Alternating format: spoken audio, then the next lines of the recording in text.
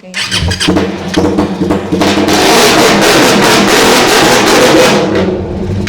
Ito, yung unang regalo ni Ella na sports bike. One of my favorite bike na yan. Kasi yung everything na nakikita nyo dito sa motor na ito is my personality. Ayan guys, i-unbox natin ngayon si Mario. Tara, samahan nyo kami. Ready na ba kayong makita si McDonald's? 3, 2,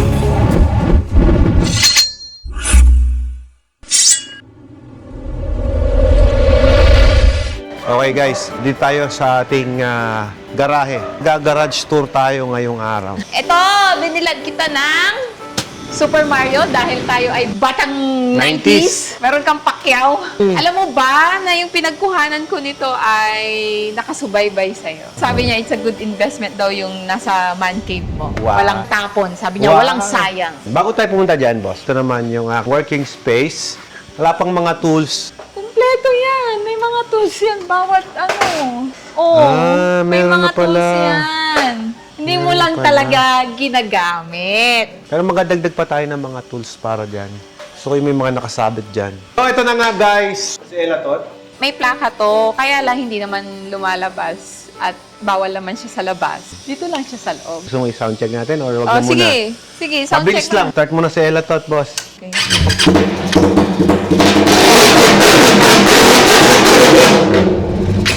Tama na yun, okay na yun. Sakit sa tenga. Binuo ko lang to kasi napagtripan lang namin ng tropa ko. Trophy. Last na trophy bike mo, no? Last Boss Ironman. Regalo kasi niya ito nung nag-Ironman ako 2023. Tama-tama nung niregaluhan ako, patapos na rin talaga yung Boss Ironman.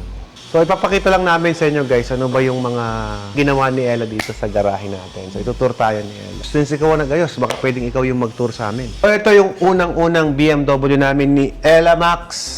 At ito na nga, isa sa pinaka-paborito naming motor na wala sa plano talagang i-dispatcha. Ito naman si Blackie. Pangarap ko talaga ng inline 4 sa katawan ng isang adventure bike. Oh, ito yung niregalo ko sa'yo. Ito, yung unang regalo ni Ella na sports bike. BMW. BMW RR. Oh, next. Dito naman tayo. Ito guys, yung ating unang F900. Hindi ko pa nasasakyan to. Never ko rin ginamit pa. Nung ginamit ko siya from casa pa uwi lamang. Tapos never ko nang nagamit. One of my favorite bike ngayon ito. Kasi yung everything na nakikita nyo rito sa motor na ito is my personality. Ipakita natin sa kanila yung mga sinetap natin dito. Loaded to mga pare. Ready siya sa pangbuwala niya. Full blockbuster yan. Tingnan nyo guys, oh. Tapos tingnan nyo, naka-full Wonderlic na crash bar, naka-GR lights. Nilagay ko siyempre cameras, vlogger tayo eh. Tank bag para sa GB box na. Naglagay lang ako ng dito. Pero mami na-find out ko talaga, kapag high speed ang takbo natin, Magalaw. dapat wala to. Kasi napansin mo nung backride kita, sobrang stable. Pag meron to, parang lumulutang yung ano sa harap kasi yung hangin pupunta dito. If you do a ride high speed, do not install this. Pero kung mabagal ka lang, chill rider ka lang, lagyan mo. Okay yan. Para may gamit ka. Tapos, syempre, ang pinaka-importante sa lahat when you're doing off-road is gulong. At syempre, kung meron akong motor, meron ding motor si Ella. Mami, ngayon, ikaw naman ang magsasabi, bakit ito ang motor mo? Eh, gusto ko ng 1300 na GSA. Nothing special. Gusto mo lang to? Tsaka pinangalanan ko siyang Digong. Digong. Ang I'm a fan pangalan niya. of Tatay Diggs. Tatay Digong. Is Yung upgrade niya, ilaw Pakita lang. mo yung upgrade. Tapos yung tank bag na very expensive. Tank bag from Carscoot. GS. Original BMW tank bag. BMW. Kaya pala mahal. Yes. Yan nakalagay. May Chigi talaga. din? Chigi from Jerry Cheng. Chigi Philippines. So, Okay. yun. Basically lang yung setup ni Digong. Next. Helmet. Helmets. Pasok tayo sa helmet, guys. So, sa mga anak namin, ito yung brand na ginagamit nila during motocross days. Ito, expired na to. Hindi na to pwede Pwedeng pamigay. Hindi na or pwede gamitin. kasi delikado kasi expired na siya. Sa akin naman ngayon, trusted brand ko na ginagamit. Siyempre, Shoei, empty helmets. Gamit natin yan. Gumagamit tayo ng Arai. Ito yung mga empty helmets natin, guys. So, kapag ka tayo kumakarera, circuit racing, we use a empty helmet. Shoei from Moto Market. Isang set ng Dainese na pangkarera. There. Next. Alright, Africa Twin guys from Wiltec. 3 beses pa lang nagagamit. Hindi pa nagagamit masyado. So gusto kong Pero gamitin din grabe sana. yung upgrade nito. Oh, eto busog. Ito yung busog talaga Oo. sa upgrade. Solid yung upgrade nito. Pero Grabe guys, napansin din namin na kapag Japanese yung motor mo, ang mura ng piyesa. Dito mamumurahan ka. Ito, ang full setup nito, parang umabot lang ng 160K. Nakuha ko na yung crash guard, ilaw, busina, tambucho, box, hanggang likod, hanggang dito, yan. Pag ganito, yung bike nyo at hindi nyo madalas ginagamit, i-battery tender nyo. Yan. Kasi ibang klase Kasi- yung battery nito. Lithium battery kasi ito. Naka-battery tender siya. So, ituturo ko sa inyo yung mga motor na dapat naka-battery tender. Lahat ng nandito, ito, at doon, yun, lahat po yun sensitive sa battery. Kaya lahat sila naka-battery tender. Siyempre, pagdating sa pula, Red Planet, guys. Siyempre naman, di nawawala ang Ducati. Yan, Ducati. Ito. Sa lahat ng Ducati ni Alfred, ito ang favorite ko. Ito pinaka-paborito ko din, actually. Siguro dahil sa off-road rider ako. Dati, hindi ko gusto yung 1300. Pero naging off-road tire na siya. Na-setup ko na sa gusto ko. Naging maingay na. Masaya na siyang gamitin. Sabihin ko na sa inyo na, for me ngayon, medyo tinalo to. Pero pagdating sa hardcore, depende sa lugar na pupuntahan. Pag alam kong maiksi yung travel, hardcore riding, I will go for the Desert X. Ito, may Multistrada V4S pa tayo. Isa sa favorite mo, di ba? Isa rin to sa paborito ko kasi comfort, mabilis, pero hindi siya pang off-road. At hindi pang traffic. So this bike is kay Hermes. Meron siyang mid-size adventure at saka meron siyang Monster Ducati. Then lahat namang nandun guys is Vespa. Lahat na nakakumot dito. Lahat ito ay limited. Ito yung bago, hindi ko pa nararide. Royal Alloy. Lambreta andun sa Andun likod. sa- Pinapakita lang naman namin sa inyo yung luwag ng garahe natin ngayon. Very good. Asawa ko kasi na-organize mo siya ng maayos. Of course. May higaan para in case na magdadamit ka, magbibis ka. So ito naman yung mga apparels namin guys. Ito, Rev It, yan. Halo-halo na. Dainese, Rev It, yan. Iba-ibang brand na nandyan. BMW, meron ding empty helmet, Spider. Yung mga bagong helmet na dyan din, nakahiwalay. Ito yung iba kasi nandito. Yung iba dito, pang giveaway. Yung iba, pang gamit ko. Sa boots naman, nandito lahat.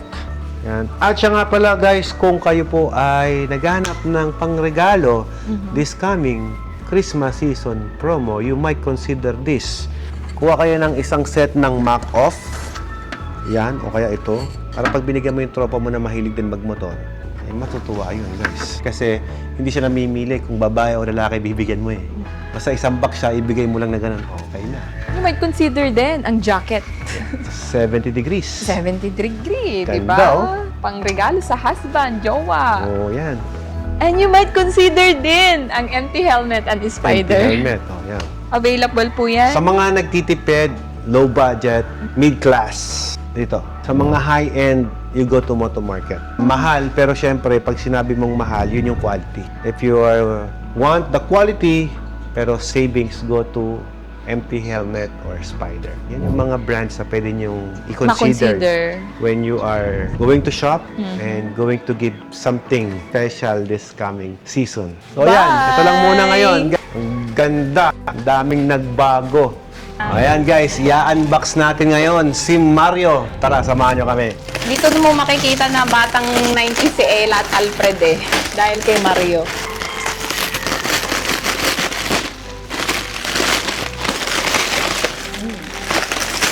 Tanggal na. Ito na si Mario.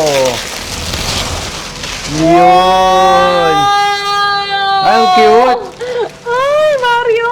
Ang cute. Ganda mo, Parang mas Mario. cute niya siya sa labubo mo eh. Okay guys, kung meron tayong Jollibee, bida ang saya, meron din naman tayong McDonald's.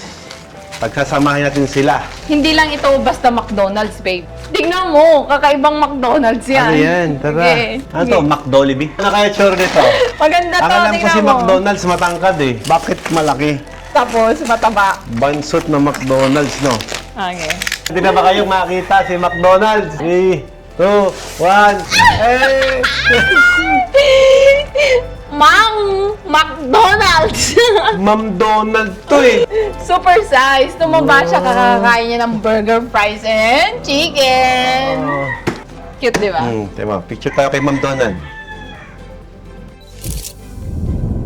Si Mario, malakas sumuntok. Meron pa bang mas lalakas sumuntok sa bago nating i-unbox ngayon? Yung i-unbox mo, alam ko favorite mo siya. Pinanood mo siya sa Netflix eh. Paborito Sinubaybayan ko to. mo yun. Paborito ko to. Bibigyan ko kayo ng clue. Oh, ano? Nagmumotor din siya. Tapos mapagmahal siya sa nanay niya at sa asawa niya. Malakas siyang sumuntok. Tapos maka-Diyos siya. Ready na ba kayong makita ang isa sa Lodi Cakes namin? Okay. 3, 2, 1... Let's go, money! Into the right corner, money! Pac-Man! Pacquiao! Pacquiao! Wow! Ganda, no? Ganda, ganda. Very nice. O guys, sino nyo, may tattoo pa siya. Yung tattoo niya dito, tapos yung Guardian.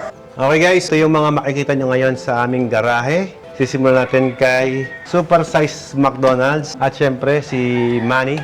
Malaking ambag ito sa aking kabataan, si Mario. Wala lang si Luigi, pero si Mario nandyan, guys. At syempre, guys, kung ikaw ay mahilig sa Chicken Joy, dapat meron ka rin ito. Bida ang saya. So, ayan, guys. Salamat sa pagsama sa amin sa pag-unbox ng bago nating mga display dito sa ating man cave. Bye!